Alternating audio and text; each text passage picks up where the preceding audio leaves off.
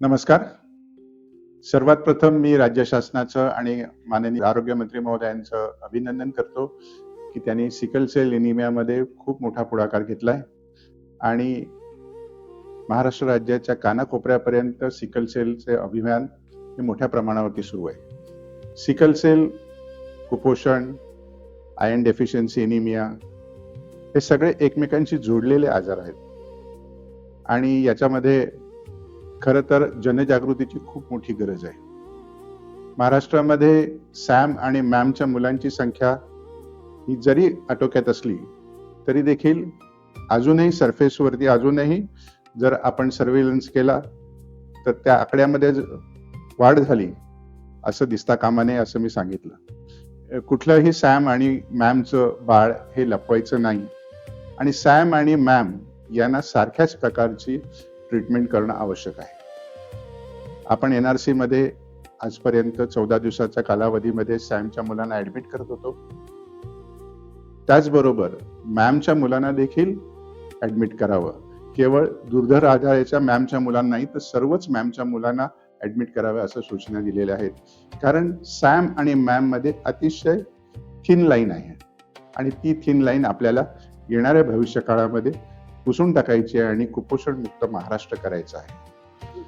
जसं कुपोषण मुक्त महाराष्ट्र करायचं आहे तसंच आयर्न डेफिशियन्सी एनिमिया पण आपल्याला दूर करायचं आहे आणि ह्या आयर्न डेफिशियन्सी एनिमियामध्ये माननीय पंतप्रधान महोदयांचं एनिमिया मुक्त भारत हे जे अभियान आहे ते देखील आपल्याला मोठ्या प्रमाणावर राबवायचं आहे असं मी आजच्या मीटिंगमध्ये सांगितलं.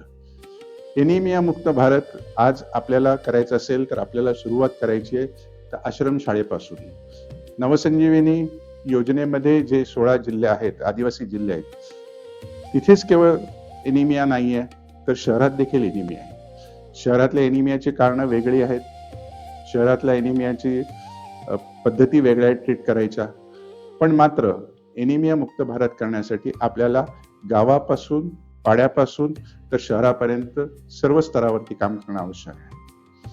एनिमियासाठी जी काही औषधं आहेत त्यांचा परिणाम होतोय की नाही, आपण गेली 50 वर्ष आयर्न आणि फॉलिक ऍसिड देतो पण खरंच ते त्यांनी वाढते का हा आज विचार करण्याची वेळ आलेली आहे.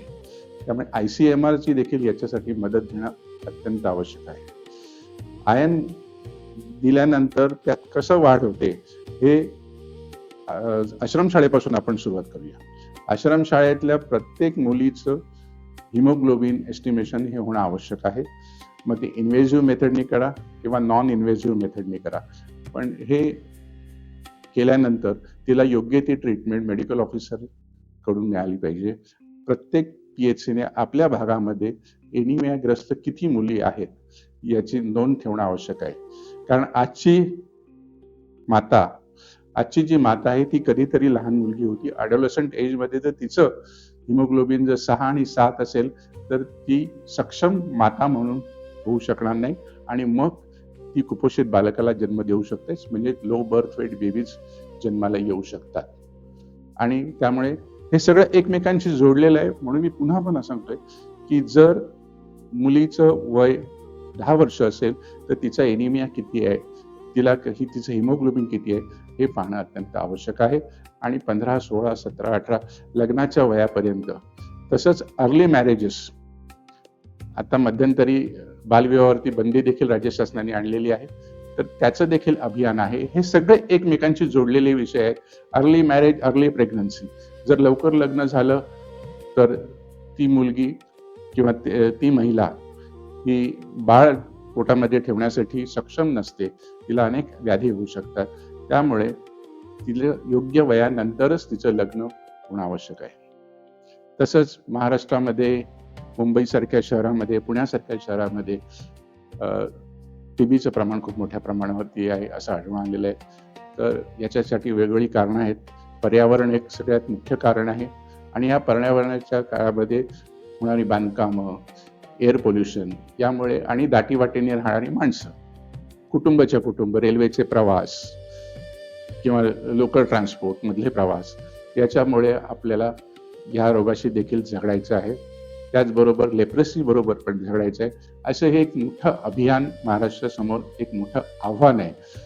तर आपल्याला कुपोषणमुक्त महाराष्ट्र तर करायचंच आहे, पण त्याबरोबर एनिमियामुक्त भारत, सिकलसेल एनिमिया पासून देखील आपल्या जनतेचं रक्षण करायचं आहे.